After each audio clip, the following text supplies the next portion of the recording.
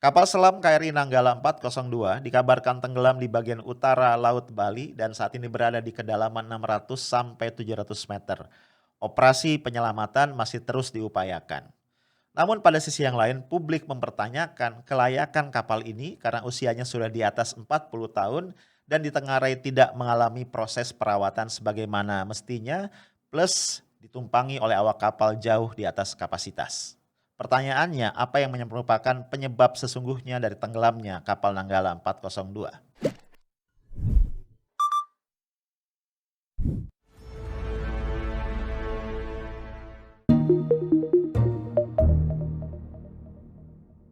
Assalamualaikum warahmatullahi wabarakatuh. Kemarin saya sudah mendapatkan laporan dari Menteri Pertahanan, dari Panglima TNI, dan dari Kepala Staf Angkatan Laut terkait dengan kapal selam KRI Nanggala 402 yang telah hilang kontak saat sedang melaksanakan latihan di perarian utara Pulau Bali pada hari Rabu 21 April 2021. Saat ini Panglima TNI dan Kasal memimpin langsung upaya pencarian di lapangan. Saya juga telah memerintahkan Panglima TNI, Kasal, dan Basarnas bersama-sama dengan instansi terkait lainnya untuk mengerahkan segala kekuatan dan upaya seoptimal mungkin melakukan upaya pencarian dan penyelamatan. Prioritas utama adalah keselamatan 53 awak kapal. Pada keluarga awak kapal, saya memahami betul perasaan Bapak Ibu, semuanya saat ini. Tapi sekali lagi, pemerintah telah dan akan terus mengupayakan yang terbaik dalam pencarian dan penyelamatan seluruh awak yang ada di dalam kapal selam tersebut. Terakhir, saya mengajak seluruh masyarakat untuk mendoakan agar upaya pencarian dan penyelamatan ini dilancarkan, diberikan kemudahan untuk menemukan kembali KRI Nanggala 402 dan seluruh awaknya dalam keadaan selamat. Terima kasih. Wassalamualaikum warahmatullahi wabarakatuh. Halo guys, ketemu lagi kita di weekend ya. Ini Sabtu 24 April 2021. Ini adalah hari puasa kita yang ke-13 ya. Semangat bro ya. Jangan rebahan mulu, ini udah setengah nih, ya hampir setengah. Hampir setengah dari bulan Ramadan ini kita jalani, tentu kita harus pacu diri lebih semangat lagi ya. Supaya bukan cuma bisa kita selesaikan, tapi bisa kita isi dengan ibadah dan aktivitas-aktivitas yang bermanfaat. Sambil kita terus berdoa kepada Allah, semoga kita dikasih kekuatan, kesehatan, dan juga motivasi agar Ramadan tahun ini menjadi Ramadan yang terbaik jika kita bandingkan dengan tahun-tahun sebelumnya. Ya, amin. Oke, gue juga perlu disclaimer ya bro, ini sorry banget suara gue lagi bindeng ya, nggak enak juga dengernya. Karena gue lagi flu 2 hari belakangan ini dan lumayan parah ya flu-nya, nggak sembuh-sembuh nih, nggak tahu kenapa. Dan ternyata berpuasa dalam kondisi flu itu lumayan challenging. Tapi gue terus ya harus menyemangati diri karena gue punya tugas nemenin lu ya sore-sore gini untuk ngabuburit ya, sambil ngobrol-ngobrol santai. Oke ya? Bro, kita semua rakyat Indonesia sedang sangat prihatin dan berharap-harap cemas menanti kelanjutan kabar dari KRI Nanggala 402. Ya, ini adalah salah satu kapal selam yang menjadi bagian dari jajaran alutsista yang dimiliki oleh TNI Angkatan Laut yang sangat kita banggakan. Sebelumnya kita mendengar kabar KRI Nanggala 402 memulai proses latihan pada hari Rabu dini hari. Ya, jadi kapal Nanggala ini akan melontarkan rudal C802 dan juga torpedo. Namun beberapa saat setelah masuk ke dalam air ya, setelah memulai proses penyelaman, kita kehilangan kontak dengan Nanggala 402. Beberapa kali dicoba dipanggil tapi ternyata tidak merespon balik. Demikian pula Nanggala 402 tidak menyampaikan permintaan ya konfirmasi untuk melontarkan rudal maupun torpedo tadi. Dan sampai hari ini again ya tidak ada kontak sama sekali. Yang membuat kita sangat prihatin ya bro, karena dari berita-berita yang kita baca, kapal ini memiliki cadangan oksigen untuk 72 jam saja, dihitung sejak dia mulai menyelam. Berarti kalau dihitung dari Rabu dini hari, 72 jam itu berakhir tepat dini hari Sabtu tadi. Dengan kondisi ini ya, gue nggak bisa ngebayangin, to be honest ya, seperti apa kira-kira nasib awak kapal yang ada di Nanggala 402 ya. Ya mungkin oksigennya sudah habis atau kalaupun ada mungkin sangat menipis dan ya again ya susah banget ya kita bayangin seperti apa keadaannya. Kita hanya bisa berdoa kepada Tuhan yang Maha Kuasa Allah Subhanahu wa taala, semoga ada jalan ya untuk menyelamatkan para awak kapal sehingga tidak ada seorang pun yang menjadi korban. Amin. Nah guys, terkait dengan hal ini, Kasal Laksamana TNI Yudo Margono sudah menjelaskan bahwa KRI Nanggala 402 dalam kondisi yang layak untuk melakukan penyelaman dan segala prosedur keamanan sudah ditempuh sebagaimana mestinya. Namun kalau kita menilik beberapa informasi yang ada di media, mungkin pernyataan ini perlu kita pertanyakan sedikit ya. Kenapa? Yuk kita lihat data. Nanggala 402 adalah sebuah kapal selam yang usianya sudah cukup tua ya, lebih dari 40 tahun. Diproduksi di sebuah galangan kapal yang ada di Jerman pada tahun 1979. Dan pertama kali menjadi bagian dari kapal milik Angkatan Laut kita itu pada tahun 1981. Ya, kapal ini mestinya ya menurut standar mengalami overhaul atau perbaikan menyeluruh setiap 5 tahun ya. Tapi ternyata dari data terakhir kapal ini mengalami perbaikan menyeluruh atau pemeliharaan menyeluruh overhaul itu pada tahun 2012 dan dilakukan bukan di galangan aslinya di Jerman melainkan di Korea Selatan. Gua nggak tahu pasti apa sebabnya, tapi dari beberapa kabar yang beredar, besar kemungkinan ini berkaitan dengan keterbatasan dana pertahanan kita yang tidak memungkinkan dilakukan di Jerman.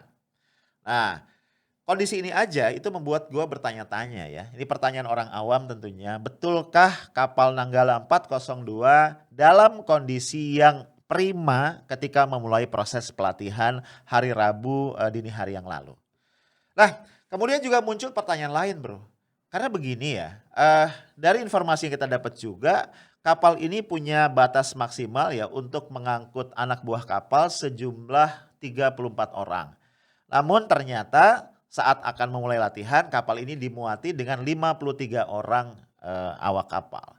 Nah, kita juga nggak tahu ya apa pertimbangan dari pimpinan di TNI AL mengizinkan kondisi ini karena tentu kita bayangin ya agak berbahaya sebuah kapal apalagi kapal yang sudah tua usianya dimuati orang lebih banyak dari kapasitas yang semestinya.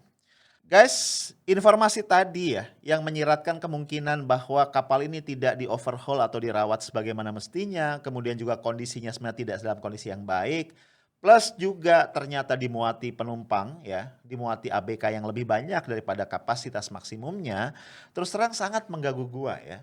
Kenapa? Karena 53 orang yang menjadi awak dari KRI Nanggala 402 adalah putra-putra terbaik bangsa ya, para prajurit TNI AL yang sudah menempuh pendidikan yang demikian berharga dan harusnya mereka menjadi aset masa depan dari pertahanan negara kita.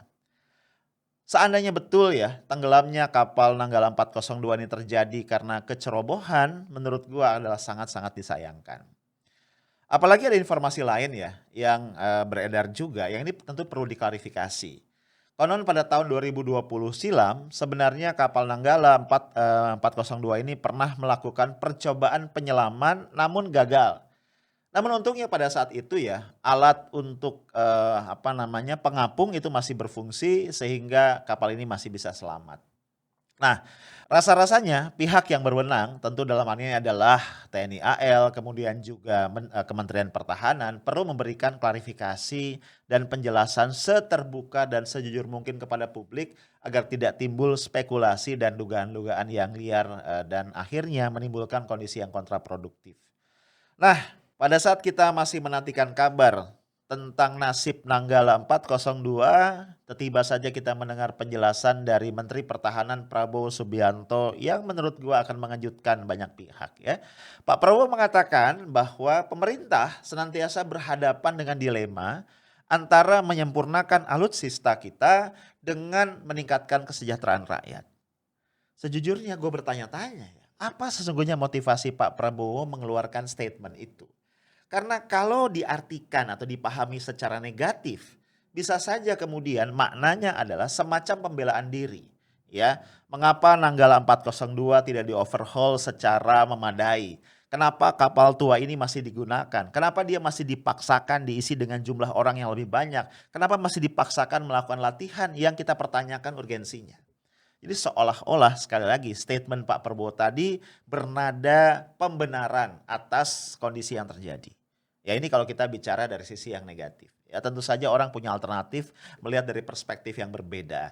Namun apapun itu menurut gua ya pemerintah ya pihak-pihak yang terkait termasuk TNI AL, Menteri Pertahanan dan pihak-pihak lainnya punya kewajiban ya untuk segera menjelaskan kepada masyarakat, kepada publik seperti apa gerangan kondisi yang sesungguhnya agar kemudian tidak timbul berbagai spekulasi yang itu bisa menjadi bola liar yang justru kontraproduktif.